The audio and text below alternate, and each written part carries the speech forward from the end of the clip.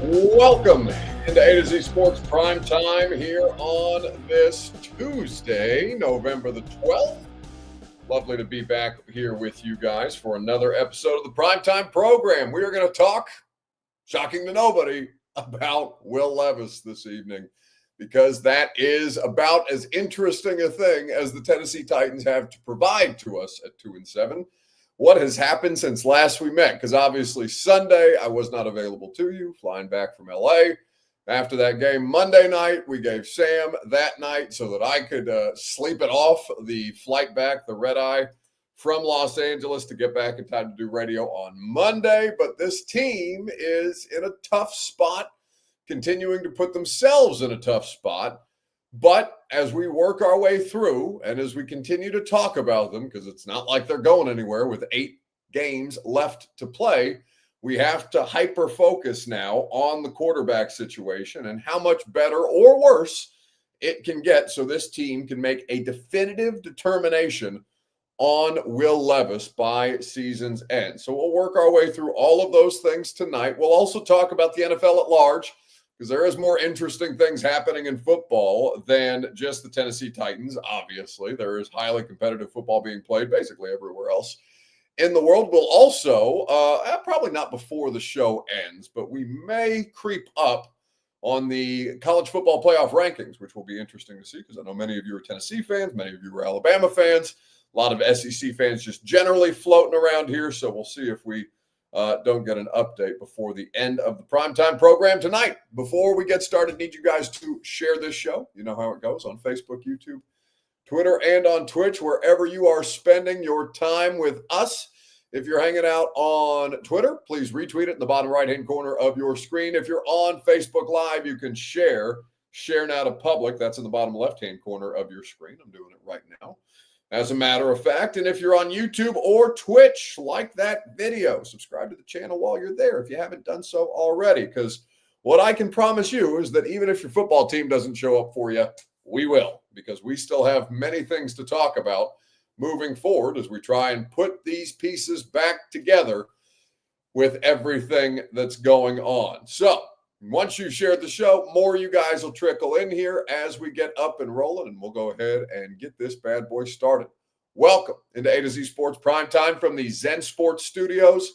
I'm your host, Buck Rising. I'm proud, as always, to be presented to you by the phenomenal people, by the wonderful people at Two Rivers Ford. The South's most trusted Ford dealer is Two Rivers Ford in Mount Juliet, or online at tworiversford.com. They'll put you in position to succeed. At Zen Sports, download the app, plug in the promo code ATOZTN, get in on all the action, courtesy of Zen Sports. They've got you covered for all your favorite major sports. And TrueMap Fitness in the Gulch, your first workout is free as a Middle Tennessee resident. No workout ever recycled or repeated. Just go to TrueMapFitness.com for more information today. Will Levis, the subject of much scrutiny, the subject of much ire, the subject of much debate. Whatever he is, he's certainly polarizing. It's funny enough, I'm watching this Kansas-Michigan State game in the State Farm Champions Classic right now, college basketball ongoing, and there's a player for Kansas wearing the number 5, and his last name is Mayo. So apt that we are talking about the Mayo Man tonight. So when last we met, Will Levis had not yet taken the field against the Los Angeles Chargers, whether I talked to you on Thursday night for primetime or on Friday afternoon for the 615 sessions. But we had been aware and we had understood that this was all trending, all setting up for him to return to the lineup after a 3-game absence. And so said, okay, if nothing else, it's going to be interesting to see how well or how poorly he ultimately does. And the result was not even that, right? It was somewhere in the middle because it wasn't interesting. It was a slog of a game where you just got ground down by a better team in the Los Angeles Chargers. And for Levis's part, he didn't give you the maniac moment. He did give you a highlight or two. He had a couple of nice plays in this game, but for the most part, it was a rather boring performance, which you might say, okay, boring for Will Levis would be a market improvement. Mason Rudolph is a boring player at the quarterback position, but you know what? He can manage certain situations. He can bring poise and calm to the huddle. So perhaps Will Levis is making progress, stock up. And this is something that I struggled with because it was his best performance of the year. It was the best performance that Will Levis has put together this year. And it was still not good enough for them to do anything more than lose by double digits on the road against a quality opponent. The sacks were a big part of this conversation as well. His pocket presence or lack thereof did become a discussion point here with everything that was going on. And with Levis in particular, you had an offensive line that had not allowed more than 6 sacks over the course of the last month, essentially, give up 7 when Will Levis did return to the lineup. So you're wondering, okay, well, if he is making strides in one area, is he setting back the team in other areas? And these are the things that you have to discuss because Corey Smith says, what pocket?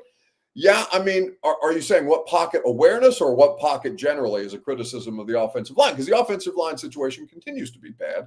We understand this, and we understand that that's not getting any better in the immediate, other than J.C. Latham, who I think continues to take strides each and every week, and at least that you feel pretty good about it. Dan Damon on YouTube says, I know we've talked about this before, but I like how much bigger the text is here. Will Levis was sacked 9 times. That is more than Mason Rudolph was sacked in all 4 of the games that he started for the Titans this year. Well, he sacked 7, but still, Mason doesn't take sacks at that rate. So with everything that's going on right now, Corey Smith says line had no pocket to stay in. Well, he did. He was adequately protected in certain moments. Sometimes he made plays like the 41-yard touchdown. He was well protected on that play to Calvin Ridley, Corey. But other times, you're correct. He doesn't have a good offensive line in front of him. But that, there's plenty of good quarterbacks that are overcoming offensive line issues elsewhere in the league. Will Levis also has to help the offensive line by being a more efficient player at the quarterback position, which is all the things that we can discuss. So with that being said, Will Levis returns to the lineup. They lose 27-17. He, does okay, right? It's 18 of 23, 175, 2 touchdowns, no turnovers, even though Bud Dupree almost did force a fumble. J.C. Latham, well, he did force a fumble. J.C. Latham just recovered it, so there was no technically turnovers in this game by the Tennessee Titans, which, again, is some incremental level of progress, even if it doesn't ultimately help you in the end. The place that I want to start with it, though, is this. On Facebook, YouTube, Twitter, and on Twitch, in the comment section, if you would like to get involved there, what percentage chance do you give Will Levis of earning back your trust to be the Titans' starting quarterback in the future? What percentage chance does Will Levis have to convince you that he can be the future quarterback of the Titans? Just give me a number, a percentage chance that Will Levis can continue to earn back your trust, because as you'll hear from Brian Callahan here in just a second, while they lost and while he wasn't good enough and it was his best performance of the year, there are places where you can identify a level of growth, even if that's not the kind of thing that you're looking for, or even if you've made up your mind on Will Levis, because many of you have made up your mind on Will Levis. You'll hear from Brian Callahan, and we'll read your percentages here in just a moment, right after I remind you that your Two Rivers Ford tank is made possible by the South's most trusted Ford dealer. That's Two Rivers Ford. They always deliver for you, just like they have done so for over 4 decades here in Middle Tennessee. Go to Two Rivers Ford in Mount Juliet for all of your Ford needs. They have quality American-made Ford vehicles, award-winning customer service, a non-commissioned sales team, so you never feel any pressure throughout the course of the car buying process. It's fast, it's easy, it's fun at Two Rivers Ford in Mount Juliet, or online at tworiversford.com for more information. So, what percentage chance do you give Will Levis, or what percentage chance does Will Levis have to convince you that he can be the future quarterback of the Titans? You can let me know. Rick King says 80%. Wow, that's a huge number, Rick. So you're giving Will Levis an 80% chance to prove, or you believe that Will Levis has an 80% chance to prove to you that he can be the future of the Titans quarterbacking situation. I think that is wildly optimistic. That's certainly going to be more optimistic than most. I would say that he has not earned that much trust from you for you to assign such a high percentage to it, but that's your number. That's how you feel about it. Maybe you see some promise there that the rest of us are overlooking, as is your right. You're entitled to your opinion. Karen O'Keefe says 2%. She's basically done with him. Major Keys is more reasonable here with a 30%. Nate Samuel says 49%. These are pretty high percentage chances, honestly. Carrie, Justin, all higher percentages than honestly I anticipated. And then you have people like Rico who say a negative 10% at 26 years old. He's not 26 yet, but he will be in June. I understand your point. If you don't have it now, you don't have it at all. Geno Smith, Baker Mayfield, I know Sam Darnold kind of came back to earth here in the last couple of weeks, but there is reason to believe that quarterbacks can find it beyond 26 years old or later in their careers in different stops, just because it hasn't worked yet. Malik Willis, right? And Malik Willis is younger than is Will Levis, but just because it didn't work here for Malik doesn't mean that it can't work for Malik elsewhere. And obviously Green Bay is a great example of that. And I think the same with Will. Just because it hasn't worked here for Levis doesn't mean that it won't ever work. It's just they have a timeline that they are on, and he's not keeping pace with the timeline that they need to stick to. And I think that's fair. 10% from Chosen. She says he's still making the same mistakes since college. He's not really improving to be a starting quarterback in the NFL. The only people who think he is good are Titans fans. I don't know how many Titans fans actually think that Will Levis is good by the standard definition. Well, for me, I'm out on him from the standpoint of I still don't trust him to make good decisions all the time. Now, I will say, he did not put the ball in harm's way in this game. There were no ghastly that happened in this game, and he did have a fumble that was late in the game. They're getting into a drop back passing game. Bud Dupree came clean on a sack. Will probably held it too long. Ball comes out. J.C. Latham recovers, so he avoids a turnover there.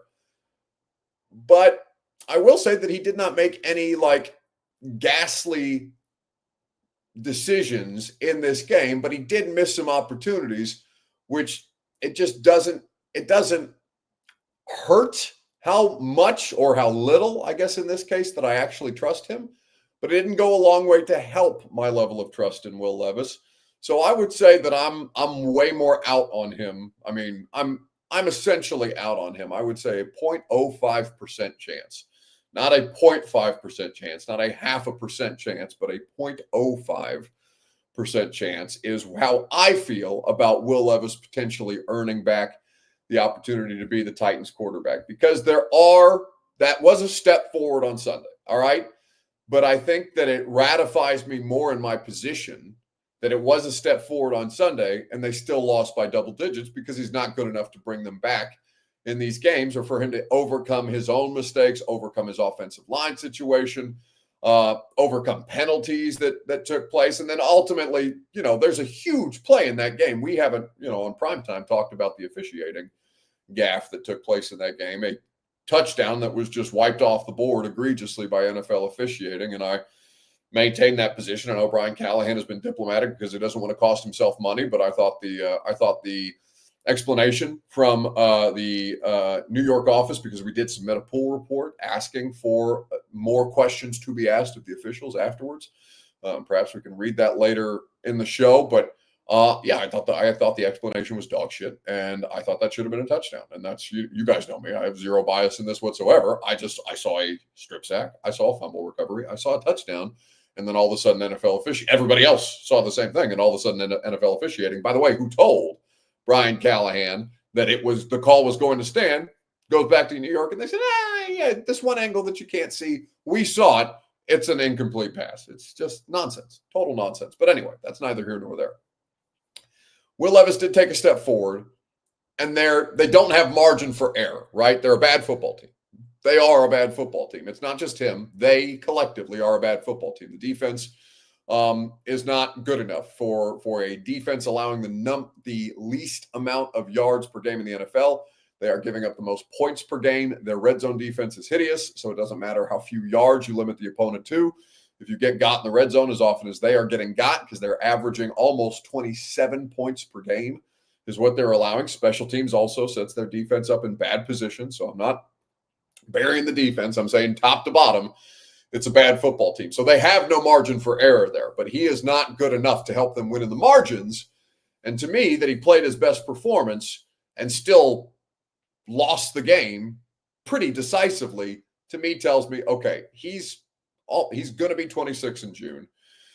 He's in his second year. He's had 15 NFL starts. If you want to do the dumb argument of, well, he's still a rookie. He still hasn't even started an NFL season. He's 25 years old, and he started 15 games in the NFL. It's enough time. Okay, it's enough time. And if you're convincing yourself otherwise, you're choosing to not see the truth of what's in front of you, which is that he's not keeping up the way that you need him to keep up.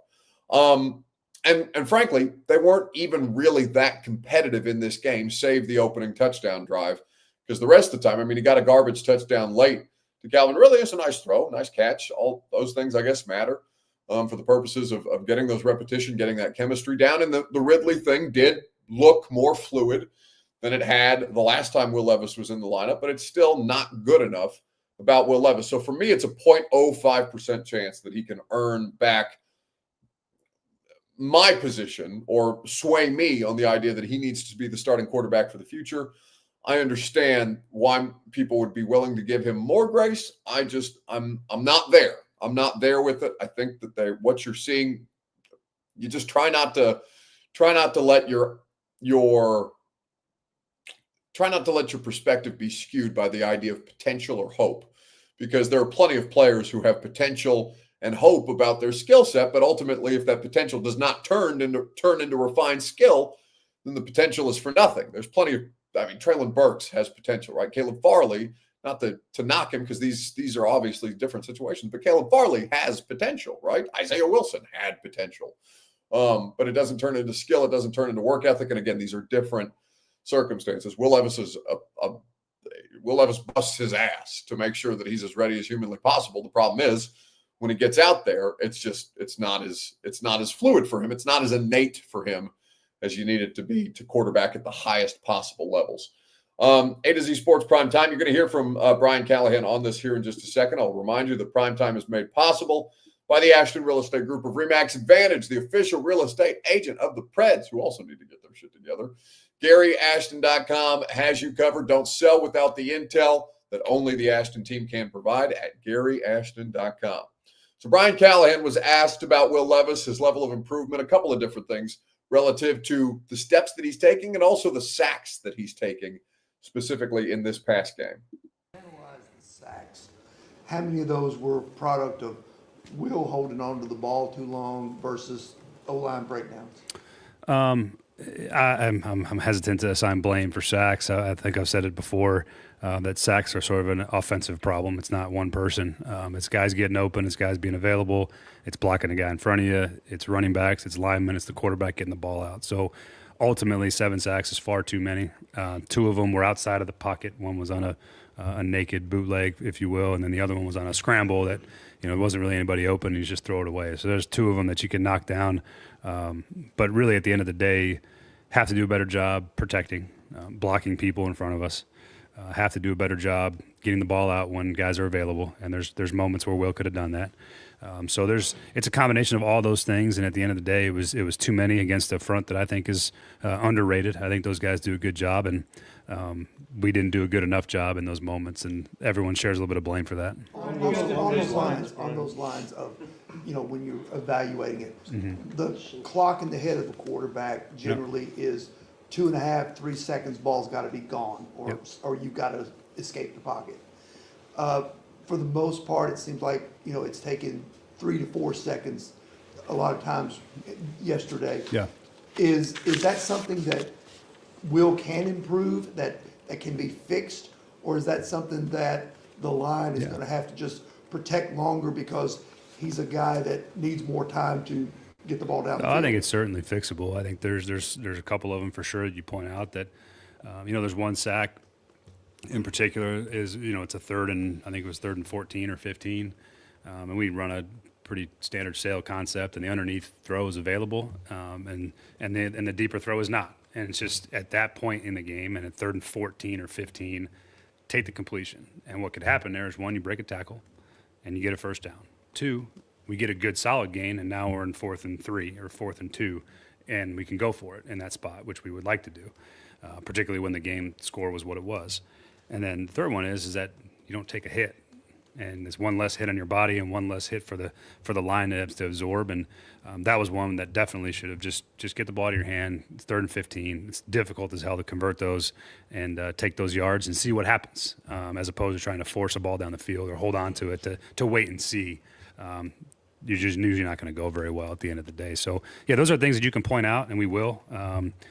Things where you can get better and play more efficiently and help ourselves get the ball out of our hands. So it's hopefully one less sack on the ledger for the game. Well, you need a lot more than one less sack, right? That's Brian Callahan talking about Will Levis, the internal clock, the pocket presence, and these kind of things. MB says 9 games in 2 completely different systems. Yes, some of you guys are saying to me, that's a comment about how much time Will Levis should be allowed to get his stuff together. Major Key says that's Sam calling him a rookie. Clayton says don't shit on Sam's take. I have no idea what Sam has said about Will Levis. So if that is Sam's opinion, then Sam is entitled to have his opinion. I believe that opinion is foolish, and I believe that this quarterback should, and it's not specific to Sam, that's everybody. Like, I think everybody that thinks that this player has not had sufficient time in an NFL offense, in 2 NFL offenses with multiple NFL coaching staffs at this point, with multiple different personnel around him. If you don't think that he has been given sufficient opportunity, I would cite to you Malik Willis, who was not given even remotely that same kind of opportunity, who was essentially cast aside here, understandably so. I was one of the loudest people about Malik's level of play here not being up to par. And then what happens? Malik goes, he thrives elsewhere, and he's able to put together a really, really nice resume for what he's accomplished this season. I don't know that Will can't do exactly the same, but I know here, for the timeline that they have, it's not enough. And if you are somebody who is continually talking yourself into, well, just give him more time. Okay, what I call that is being Marioted. And I love Marcus personally. He was a joy to cover. He was a lot more fun to watch than what we've seen here in the last couple of years, to be honest with you. And in fact, you were getting a lot higher level quarterback play from Marcus Mariota at the time than you were at Will Levis. But what did it ultimately come down to with Marcus? You were either in the camp that was saying, okay, well, there are a million different explanations for why he's not producing at a high enough level to be competitive, right? Like there's a ceiling there. And his body failing him was one of those, and the offensive line situation that they had around him early in his career, and is he in the right offense, and all these different things that would serve as quote unquote explanations. Well, after a while, explanations turn into excuses when you do not produce. This is a production-based business. Every business is a production-based business, but none more so viscerally than NFL quarterback. And the reality of the situation is, while Levis did make progress, minute though it might be, and I don't want to take that away from him because progress matters, and he has 8 more opportunities to go out there and do the exact same thing. But I'll tell you this, okay? Internally, as an organization, they're never going to say it out loud, but they're biding their time until they can move on from him. And whether you agree with that or not, that's fine. Like, you don't have to like it. You don't have to agree with it. You don't have to like it, but you do have to accept the reality of the situation, which is that guy, Brian Callahan, is not tying himself to any quarterback that is already on this roster. His job, he's not going to tie his job to the success or failure of Will Levis. He is going to try to find the best possible solution at the most important position, because his job is on the line if he doesn't. And he and his staff are not going to let Will Levis be the downfall of them, even if it is the downfall of Will while he's here. There are still things that Will Levis can accomplish while he's on the Titans roster, and they can show proof of concept by trying to improve him as much as humanly possible, and then making what I believe to be the right decision in the offseason, which is trying to trade him for as much as of a return as you can get, and using that to potentially help you jockey up in the draft if you feel like you're not going to be able to get one of these top 2 quarterbacks, because really it's top 2 in this draft or nothing. I don't want to see another flyer on a Malik Willis or Will Levis. If you're going to do the quarterback thing, do it at the top of the draft. Do it with a guy who you believe can be, and only if you believe that one of these guys at the top of the draft can be truly your solution at quarterback. This Levis thing is just not it's not happening at the rate of progression that they need it to. And it's as simple as that. It's just as simple as that. You can have an emotional attachment to him. He's a nice guy. He's a hard worker. I don't doubt that he's a very bright person. He's not dumb.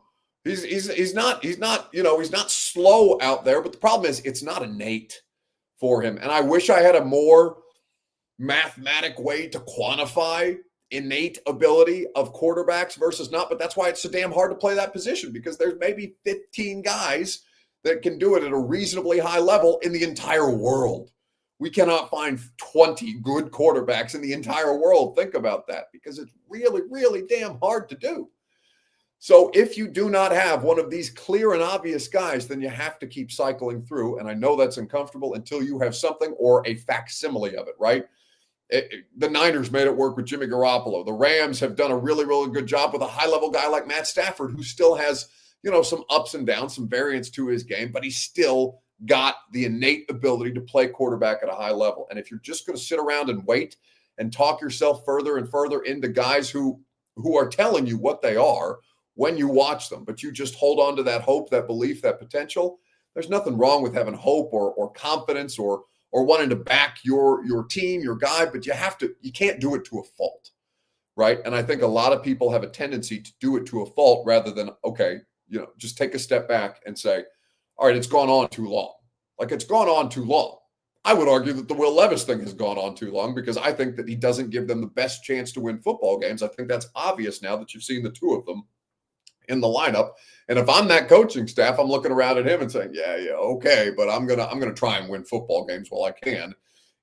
Draft picks don't matter to me. What matters to me is job security. I need to show that I can put together a well-orchestrated offense. And by the way, for Callahan, it's not just about the offense. The defense is not performing up to the standard that I think a lot of people had talked themselves into. Well, this is the number 1 defense in terms of total yardage. Yeah, except when they get to the red zone and they get skunked. It's the special teams. There's a lot of different things here that have to be a lid has to be put on them eventually, right? And Levis is one of the most clearly identifiable issues that they will have the opportunity to resolve, not this year, but in the offseason. And that's kind of where we're at with it right now. So while I'm not gonna savage anybody who has the position of, oh, well, he's just not had enough time, he's just not had enough experience. Okay, but if he's not had enough experience, Mike Herndon made a really good point on the radio show today, for those of you who listen to it, about Will Levis also affording himself the opportunity to stay available. Protecting himself physically is a skill. Patrick Mahomes, and I'm parroting Mike here. You can go back and listen to the full interview, but Mike made, I thought, a well orchestrated point, or well articulated point. Mahomes, Allen, Burrow misses games, but Mahomes and Allen, they hardly ever miss, and that's a part of their developmental success, that they're out there, that they're available to take these reps. Lamar has missed games. Burrow has missed games. Those are 2 very high-level players that can overcome a lot of this stuff. But the 2 most successful quarterbacks in the game right now have been out there, have been available, who have raw, toolsy, traitsy type of skill sets that need to be reined in, honed, and maximized. You've seen them do it because they stay available. That is also a skill set that this quarterback struggles with from time to time. And I know he's out there making plays, but like there's some plays on Sunday where he's throwing his shoulder into a linebacker or putting his body in harm's way. There are so many different areas that need to be cleaned up that I just don't know how you could sit there and make them explanations when in reality they're excuses. And like I said, I hate that. Just as I hated it for Malik Willis, I hate this for Will Levis. This seems like an awful thing to have to go through personally. I would not wish this on anybody personally, but it's the reality of quarterback in the NFL. And you got to know when to cut bait. 8 games. It's enough for him to put something together meaningfully, but I don't know if it's enough to earn back, from my perspective. And frankly, from what I think is the coaching staff's perspective, and I don't just say that to say that, I think there's pretty sound feeling behind it from the organization standpoint that they're just biding their time to try and put together the best possible stretch of football that they can with the parts that they have available. And then when those parts are ready to go, or when they're ready to move on from those parts at the end of the season, then they'll make the changes that they find necessary to make sure that they can put themselves in the best possible position to succeed. So that's kind of where I'm at with the whole thing. But we'll see how it plays out. It's going to be, a science experiment in the meantime. That's basically what they're not mathematically eliminated at 2-7, but the hour is late to do anything of consequence in this NFL season as we are in the second half now, heading into week 11 on Thursday. Speaking of the halfway point, because we have eclipsed the halfway point, who is the best team in the AFC right now? Facebook, YouTube, Twitter, and Twitch. I'd be curious to know your perspective here in the comment section if you would like to get involved. And while you do that, I'll remind you that the Primetime program is made possible by the wonderful people at Zen Sports, where they offer you all manner of action, including the opportunity to win tickets to the big game. It's not that far away, and Zen Sports has launched a brand new sweepstakes for all its Tennessee customers, the Big Game Sweepstakes, where you could win a grand prize of 2 tickets to Super Bowl 59 in New Orleans or $10,000 cash. And what's more is Zen Sports will also award 50 additional prizes, which include 2 tickets to any Tennessee sporting event or $100 cash. If you want in on the action, you can earn multiple entries every day just by betting on the Zen Sports app. For every bet you place, you will earn 1 entry, and for every dollar you bet, you will earn an additional entry. So if you like parlays, you can earn double the entries on every parlay placed. Zen Sports, where betting just got better. Gambling problem? Call 1-800-889-9789. No danger. First wager limited to plus 500. Odds to qualify. Terms and conditions do apply. Must be 21 plus and in the state of Tennessee to bet at Zen Sports. A cool offer for you guys. It's a mouthful, but it's a cool offer. So who's the best team in the AFC right now? Because I do think that there's some level of debate. The Chiefs escape the jaws of defeat by, no less than a miracle as we start to see the college football playoff rankings come out here. We'll keep an eye on that for you. And for those of you who are Vols fans, we'll inform you of where Tennessee ranks if this continues by the time the show ends, or before the show ends. But the Chiefs are not the best team in football. They are surviving. They have the best quarterback, though he's not playing like the best quarterback in the AFC right now. They are a good enough team, and there is no denying that they know, again, like things that are unquantifiable, right? The innate ability to play quarterback, it's unquantifiable. Knowing how to win is not necessarily something that I can assign a mathematic value to, but I can tell you that I look at Kansas City and I look at them and see survivors, essentially. They have talent, but they are surviving a lot of the trials and tribulations that they're being presented to, and also that are being presented to them. And also they're getting lucky in a lot of these situations. They blocked the holy hell out of that kick for the Broncos to win a game in such a huge spot. I've never thought of Sean Payton as a character that I would root for ever in my life, but we were on the radio. We were doing Titans radio. It's 15 minutes before kick in SoFi Stadium. It's me, Jim Wyatt, and Rhett Bryan getting ready to do our Titans Insider segment. And I'm answering a question from Rhett about the offensive line situation. All of a sudden, Jimmy's tapping me on the shoulder, pointing at a TV in the Titans radio booth, and I'm watching the Chiefs get this kick blocked to hang on to 9-0. But I don't think that makes them the best team in the conference. The Bills are also an interesting case study here, and those two teams will play, right? Not that it's a loser leaves town match, but it's one of the best games of the year anytime Kansas City and Buffalo get together with these two quarterbacks specifically. And Josh Allen, started the season as an MVP candidate, will continue to be an MVP candidate because he is the quarterback of one of the best teams in football, but he did not have his best performance. The Colts really did a great job to gift the Bills that win. Joe Flacco was a turnover monster in that game, and Buffalo survived, but they have been surviving, right?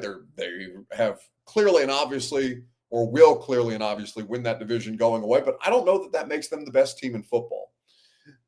And then there's the Baltimore Ravens, who are not leading their division, interestingly enough, but do have one of the NFL's best offenses through 10 weeks of the NFL season, and one of the, in some places, worst statistically defenses that they have in some that they've been struggling with in particular. Their passing defense is one of the league's worst, but you have to look at the players or the teams that they have gone against en route to sporting one of the league's worst or the league's worst passing defense. They're 7-3.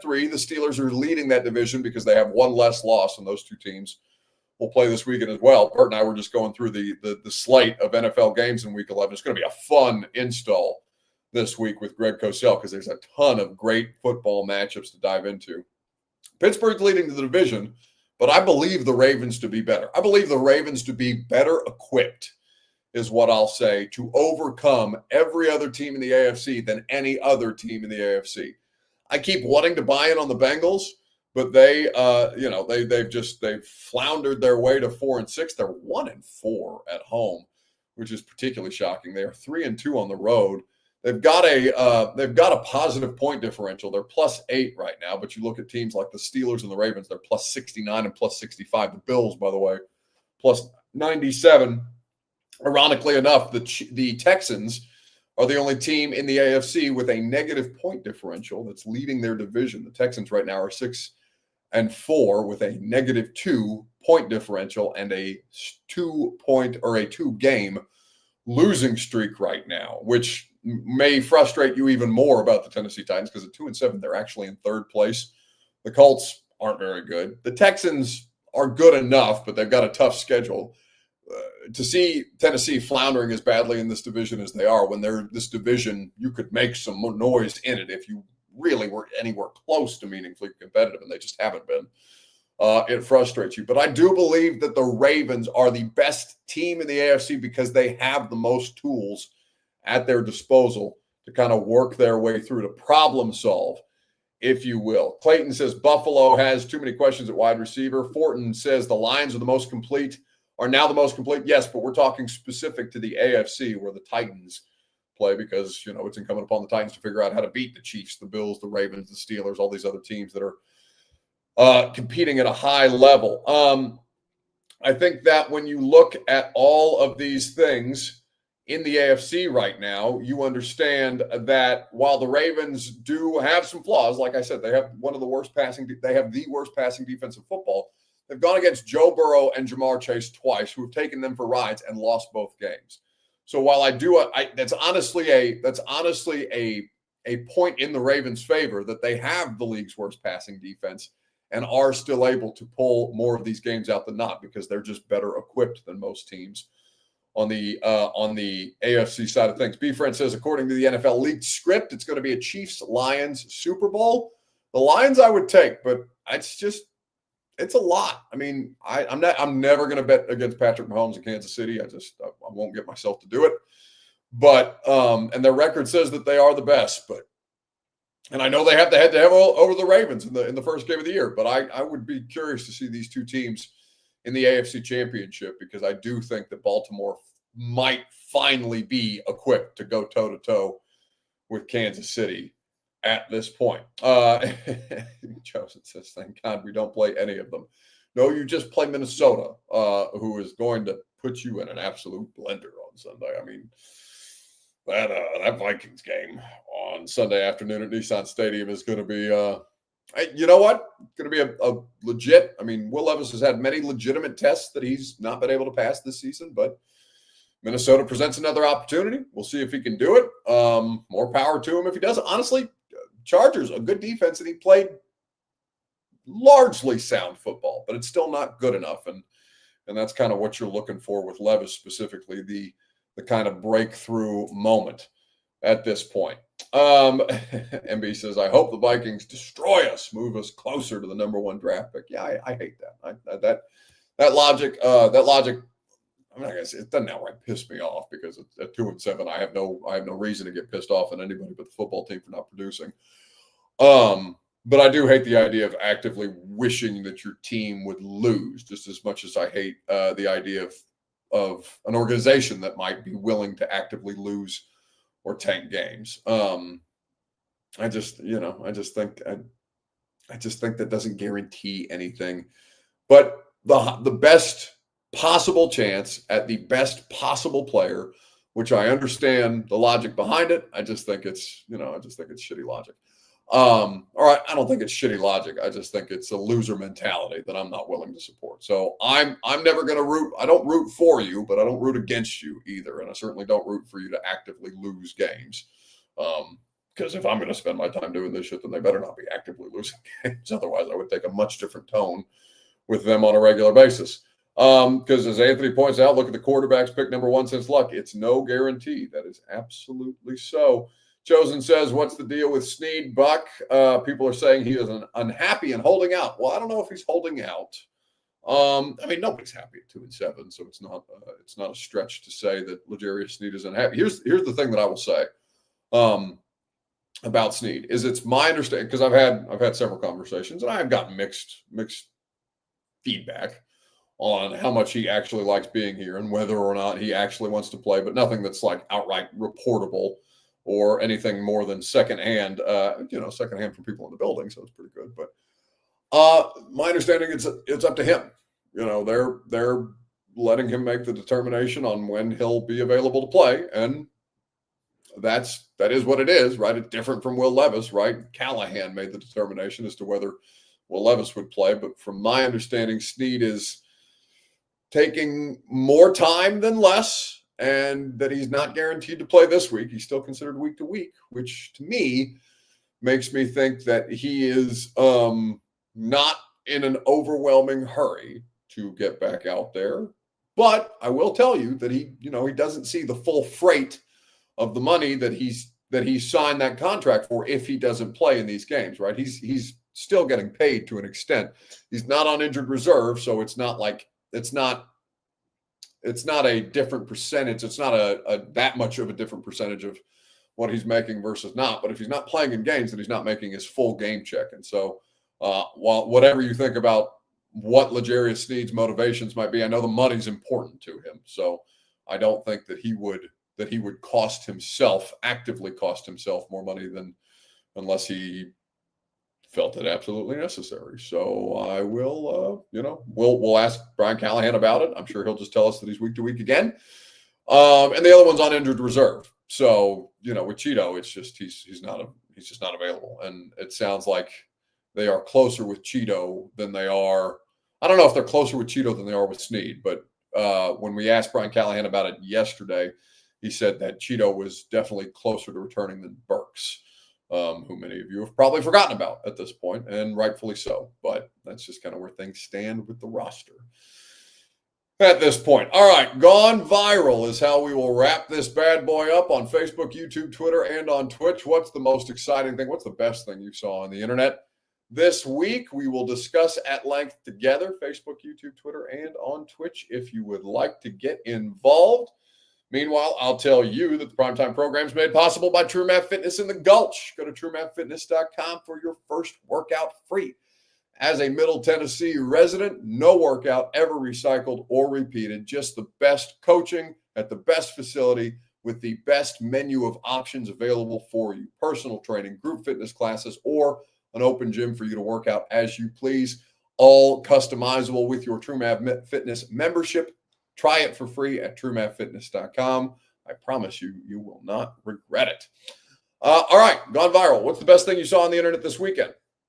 It's a story coming out of the world of college basketball, which perhaps many of you are not paying attention to quite yet, even though there are competitive college basketball games going on. And Tennessee is, by the way, Tennessee ranked number 7 in the college football playoff. Indiana ranked number 5 in the college football playoff, which is considerable given that, so, okay, here's the 12-team projection right now. Oregon, Texas, BYU, Miami, Ohio State, Penn State, Indiana, Tennessee, Notre Dame, Alabama, Ole Miss, Boise State, is how this is squaring up right now. So Indiana and ahead of Tennessee, as they should be at 10-0, which is the argument that I made today. I thought they should be also above Penn State, but I guess my logic there does not apply.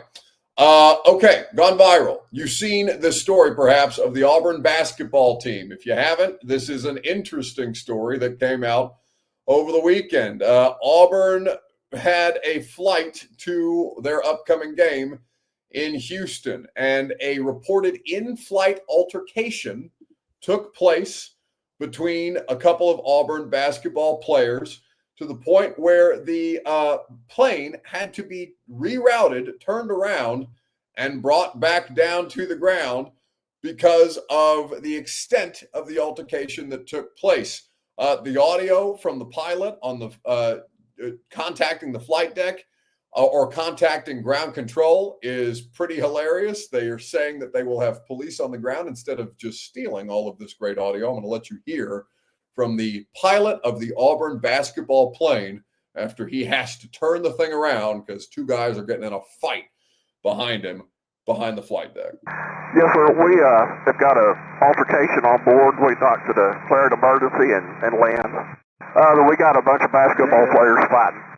The flight deck is secure. The threat level is contained for the moment. We just had, police on the ground, and we had two players that got into physical altercation. Clothes were ripped, and one bloody player. And Center 2681, it's kind of crazy. Were we direct Montgomery? It's the pilot's accent also that makes me laugh because I just imagine him being told, what's going on back there? Why do we have to turn around? Oh, shit. Okay, inform the proper authorities. Well, that's a pretty ridiculous thing. I don't know if it's the best thing, and hopefully nobody was actually hurt, of course, in said altercation. But the fact that a team plane had to be turned around and that there is audio from the pilot on the flight deck contacting ground control about it made me laugh out loud this week. That's going to do it for us tonight. Radio show tomorrow. We'll have Bob Kessling, who is getting ready to retire as the voice of the Vols at Georgia this weekend. So we'll be talking some college ball with Bob. We'll look forward to that. We'll also talk more about this L'Jarius Sneed situation because Brian Callahan's press conference is going to be during the radio show. I assume that, in fact, I'm going to request, since I won't be able to attend myself, since we'll be on the air, I'm going to request a couple of questions about the Sneed situation. See if we can't get a little more clarity for you guys in the meantime. Have a great rest of your evening, and I will talk to you tomorrow morning at 10 a.m. on 104.5 The Zone. Go home! Go home! Go home! You're embarrassing Nashville! Go home!